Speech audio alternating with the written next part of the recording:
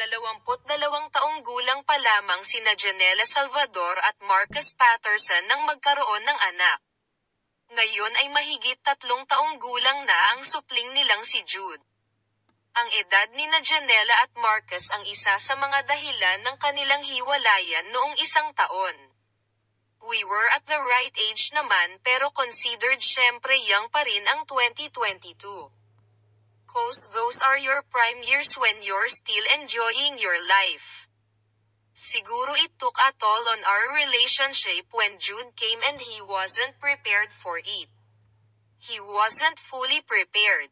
Ako kasi I always wanted to be a mom and I took it upon myself na once the baby arrives, I'm going to give everything I can.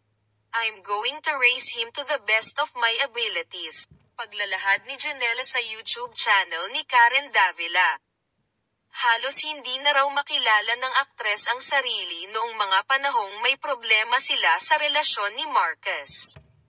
Umabot sa point na naramdaman ko na parang na-losyang na ako. Kasi I was trying to save the relationship. I was trying to take care of a kid on top of all of that. Ang pangit lang ng term pero yun talaga na feel ko, kapag tumingin ako sa mirror.